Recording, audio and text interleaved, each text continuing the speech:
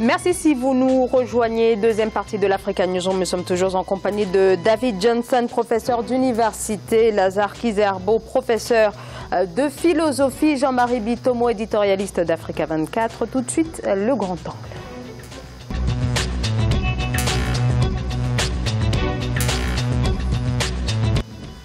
L'État camerounais tente de juguler sa dette intérieure. Les autorités mobilisent plus de 32 milliards de francs CFA pour solder cette dette publique estimée à plus de 5 000 milliards de francs CFA. Avec cette première tranche, le gouvernement entend relancer la croissance et l'emploi minés depuis 2 ans par la chute des cours des matières premières. Reportage Nathalie Mou. L'État du Cameroun consacre une enveloppe de plus de 32 milliards de francs CFA à l'apurement de sa dette intérieure. La redistribution financière enclenchée par le gouvernement concerne des créances comptant pour les exercices 2016 et antérieurs. Ces fonds sont répartis à plusieurs catégories de créanciers, les personnes physiques et les prestataires de l'État en priorité. Le calendrier des opérations de paiement reste cependant à la discrétion du ministère des Finances. Le Cameroun a connu depuis quelques 3 ou 4 années de très grosses difficultés. Les recettes du Cameroun, qu'il s'agisse du pétrole, qu'il s'agisse du cacao, qu'il s'agisse d'autres produits agricoles, ont baissé de façon drastique. Mais enfin, on doit se réjouir de ce que dès le 1er avril, le ministre des Finances a fait une annonce selon laquelle quelques 455 milliards vont être consacrés à l'apurement de cette dette. Lancé dans l'accompagnement des entreprises, notamment les PME, le gouvernement a également accordé 5,380 milliards de francs CFA de subventions diverses. Cet apport vise à préserver les emplois au sein des établissements bénéficiaires. Par ailleurs, ce paiement aura, à en croire des experts économiques, l'effet de booster le capital confiance de l'État en tant que partenaire économique de premier ordre. On peut espérer que des impôts vont être payés, même si c'est de façon insuffisante. Et on peut espérer que les ménages elles-mêmes, parce que les salaires vont être distribués, vont se ressentir en meilleur état. L'État camerounais s'est engagé dès l'année 2017 à apurer sa dette intérieure. Pendant cet exercice, les performances au titre du paiement de la dette intérieure avaient connu une hausse de 29,5%, passant de 351,9 milliards de francs CFA en 2016 à 555,6 milliards de francs CFA en 2017. Jean-Marie Bitomo, ce début de remboursement de la dette intérieure peut être une bouffée d'oxygène pour le secteur privé camerounais. C'est un signal fort envoyé à C'est un signal fort, Zara, mais dans la dynamique, la gestion économique en Afrique, nous oublions une chose, c'est que l'État est le principal employeur dans nos États africains. D'où la nécessité de mettre en place des stratégies qui favorisent les entreprises en termes non seulement de paiement des commandes, et de remboursement de TVA. Ça, c'est très important, tout simplement. Pourquoi? Parce que vous avez tout un pan de la société qui dépend, comment dirais-je, de ces petits employeurs. Généralement, le marché, il est un marché informel en tant que tel. Tant que nous n'avons pas formalisé le secteur informel, on aura toujours des problèmes. Et en Afrique, cette nécessité-là est encore beaucoup plus grande et plus importante pour nous. Tout simplement pourquoi? Parce que nous n'avons pas suffisamment d'entreprises. Donc, quand l'État passe des années, ça veut dire que vous tuez les petites entreprises qui sont sur place en tant que telles. D'où la nécessité pour les États africains de pouvoir prendre des résolutions pour pouvoir payer, si vous voulez, ce qui est dû par les fournisseurs de services de nos États africains. De raccourcir les délais de remboursement de TVA, ça c'est très important. Donc ce qui se passe au Cameroun, c'est une bonne chose. Malgré, si vous voulez, l'environnement international qui est un environnement économique atone, qu'on fasse ces efforts-là, c'est une nécessité pour nous en Afrique parce que ça permet aux petites entreprises qui font généralement, si vous voulez, des marchés en Afrique, de pouvoir garder les salariés qu'ils ont et d'éviter en sorte que vous ayez toute une bonne partie de la population, comme ça se passe qui sortent des universités, que vous ayez toute une bonne partie de la population, dès qu'elle sort de l'université, elle tombe dans le chômage. Et ça devrait aussi, on parlait de stratégie là tout à l'heure, mon collègue a parlé de stratégie technologique. L'Afrique, nous sommes pourvus de ça, je ne comprends pas pourquoi est-ce que nos dirigeants, c'est-à-dire ne se rendent pas compte du potentiel des jeunes Africains à pouvoir se lancer dans la compétition technologique internationale. Et nous négligeons tout le temps ce volet-là. Et là, c'est une bonne chose qui se passe au Cameroun, qu'on puisse donner, comment dirais-je, une bouffée d'oxygène aux entreprises et que ces entreprises puissent maintenir les emplois, le peu d'emplois que nous pouvons avoir sur place. Donc l'État devrait vraiment faire un effort particulier là-dessus. Lazare Kizerbo, vous voulez intervenir? Oui, je voudrais dire qu'il me semble qu'on a signalé que ce remboursement partiel, il est de 32 milliards sur, je crois, 5 000, si j'ai bien entendu. Plus de 5 000 milliards de francs CFA. Bon, donc, je n'ai pas ma calculette sous la main, mais il me semble que c'est quand même une goutte d'eau. C'est pas mal. Il reste 4 900. 0,06. Bon, mon voisin a été... il a vu le côté positif, mais je pense qu'il faut aussi ramener cette question de la dette à l'environnement de l'Afrique centrale. Vous savez, l'Afrique centrale est l'une des régions africaines les plus dotées sur le plan économique, sur le plan des ressources naturelles. On ne peut pas parler de dette aujourd'hui, je crois que c'est dans quelques jours que va s'ouvrir le sommet de la communauté économique africaine à Brazzaville, sans parler du cas du Congo. La dette extérieure du Congo, elle est astronomique. Donc, qu'est-ce qu'on a dans cette situation-là? On a des problèmes de gouvernance économique. Le Cameroun est bien sûr, je pense à l'échelle de l'Afrique centrale, quand même une puissance. Je veux dire, c'est un pays qui a une économie diversifiée. Hein, ils ne sont pas sur une seule production comme le pétrole pour le Congo. Le Cameroun a une agriculture florissante, café, cacao. Donc, on peut quand même souligner la responsabilité historique de nos dirigeants. Comment des pays aussi nantis sur le plan économique arrivent à avoir ce genre de difficultés? C'est des problèmes de gestion. Hein. Moi, je regardais tout à l'heure l'espérance de vie. L'espérance de vie en Afrique de l'Ouest, dans des pays comme le Sénégal, le Burkina Faso, elle est à peu près équivalente à celle de pays comme le Congo ou le Cameroun.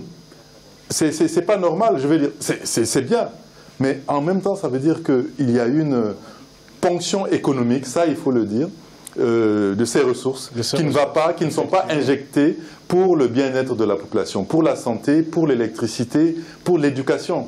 Donc c'est ça le vrai problème. Bon, on peut saluer ça, c'est une mesure, mais qu'est-ce qui aurait été possible si la gestion avait vraiment changé? Et là aussi, je ne veux pas faire de parallèle avec l'Algérie, mais on est dans une situation où on a un régime quand même qui est là depuis assez longtemps.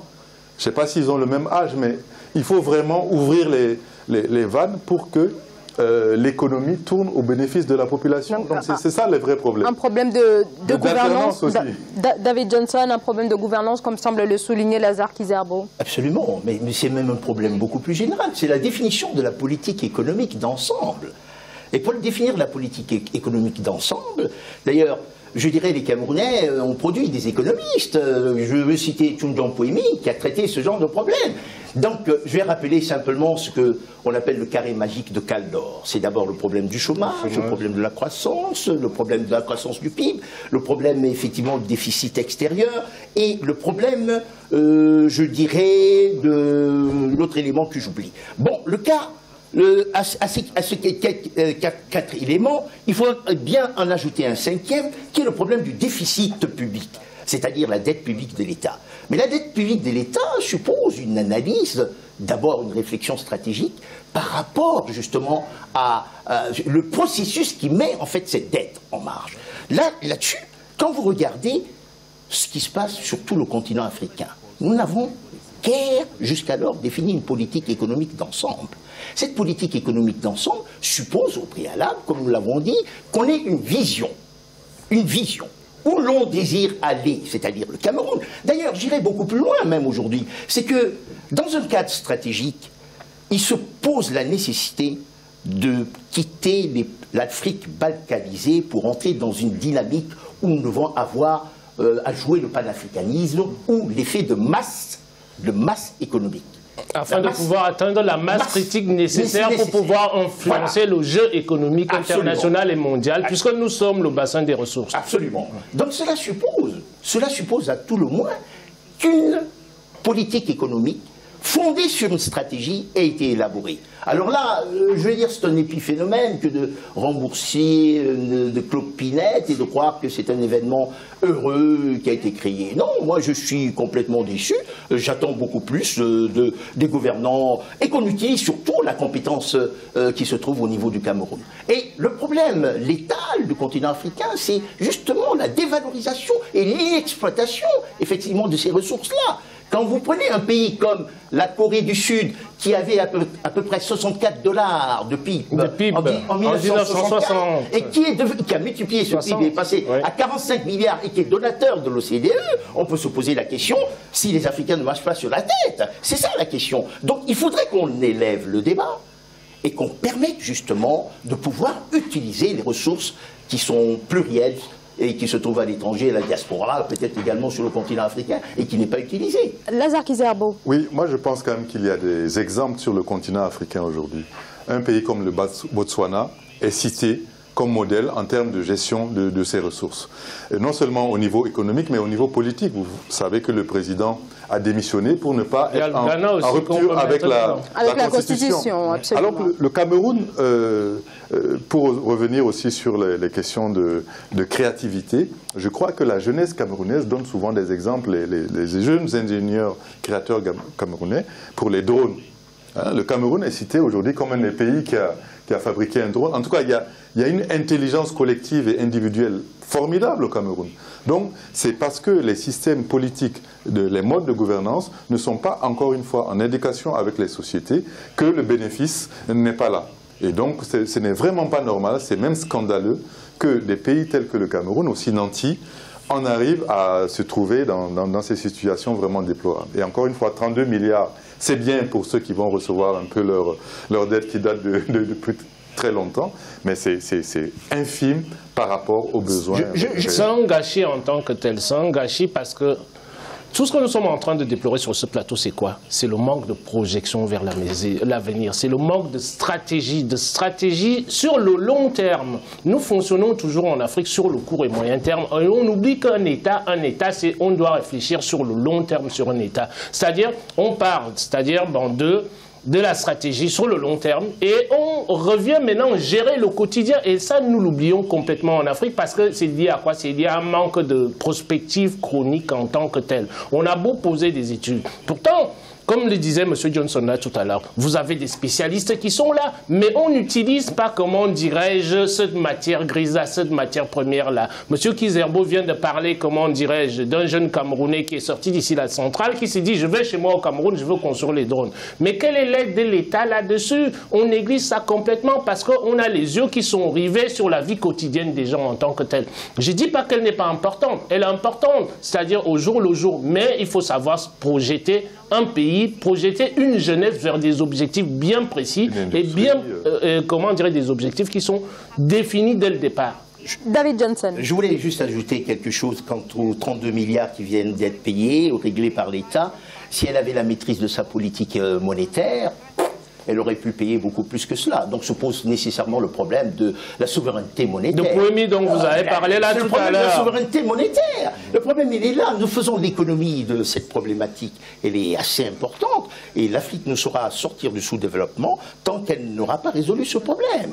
Parce que, en utilisant l'arme qu'est la politique monétaire, mais au préalable avec une vision stratégique, on pourrait définir justement la valorisation des ressources endogènes, identifier des secteurs clés sur lesquels nous porterons, valoriser effectivement l'intelligence collective ou des technologies émergentes qui sont au niveau du continent africain, valoriser également des technologies endogènes. Bref, ça suppose à tout le moins de faire un simple benchmarking pour regarder ce qui a été fait à l'extérieur. Il ne s'agit pas de réinventer la roue. Il se fait que l'Afrique dans sa totalité, maîtrise ou détient à peu près 80 à 90% des ressources mondiales qui rentrent dans la technologie moderne. Aujourd'hui, le téléphone que vous utilisez ne serait pas possible sans l'existence du coltan au niveau du continent africain. Mais nous ne valorisons pas, c'est-à-dire nous ne sommes pas dans un processus justement de valoriser directement les ressources qui ne sont les nôtres. Donc, je dis, c'est la maîtrise de la science et de la technologie, par conséquent, une politique éducative qui permet d'accélérer le processus d'appropriation de la connaissance. Donc 32 milliards de francs CFA sur 5 000 milliards. Donc il s'agit d'une réponse là véritablement à court terme, Jean-Marie Bitton. De mon point de vue, c'est de la gestion quotidienne, ça. C'est de la gestion quotidienne qui est liée à quoi? Qui est liée, si vous voulez, à une gestion, c'est-à-dire calamiteuse de la chose économique. La gouvernance économique, si vous voulez, bon, on la met c'est-à-dire au fond du placard en tant que tel. C'est-à-dire, on se contente de regarder uniquement la face, si vous voulez, émergée de l'iceberg. On oublie la face qui est émergée de l'iceberg, c'est que c'est là où vous avez, comment dirais, tout le potentiel, c'est-à-dire africain en tant que tel. Il n'est pas question aujourd'hui, moi je suis toujours étonné de voir qu'en Afrique, nous négligeons, c'est-à-dire les secteurs qui sont les secteurs essentiels pour nous. Il a parlé de la monnaie là tout à l'heure, M. Johnson. C'est une problématique qui est énorme. Une économie ne peut pas, si vous ne maîtrisez pas votre politique économique qui est sous-tendue par la politique monétaire en tant que telle, mais je ne vois pas comment est-ce que nous allons beaucoup avancer en Afrique en tant que tel. Un dernier mot, Lazare Kizerbo. Oui, je pense aussi qu'il faut voir que l'économie camerounaise n'est pas étatisée, je veux dire. C'est une économie qui se distingue aussi par le dynamisme des acteurs privés. Hein, dans le paysage économique africain, les hommes d'affaires et les femmes d'affaires camerounaises se distinguent par leur dynamisme. Donc ce n'est pas pour relativiser, mais ça veut dire que l'impact de cette mesure doit être ramené donc à cette question. La deuxième chose que je veux dire, c'est que l'intégration régionale en Afrique centrale, elle est bloquée. Si on veut vraiment que ces sociétés d'Afrique centrale et de l'Afrique de façon générale puissent décoller et que les peuples puissent jouir d'un bien-être véritable, il faut que ces ressources-là soient mutualisées. Vous ne pouvez pas avoir des pays aussi nantis que le Congo, le Gabon, le Cameroun, la Guinée équatoriale dans une même zone, la RCA avec son diamant, etc., et qu'on ait des indices de développement humain aussi territoire. Donc la question n'est pas là, ces 32 milliards, c'est peu par rapport à ce dont est capable cette région. Et là, il y a vraiment une nécessité d'un changement important dans cette zone, parce qu'en termes d'intégration régionale, il y a vraiment des blocages. Merci beaucoup. Une courte pause, restez avec nous. À tout de suite.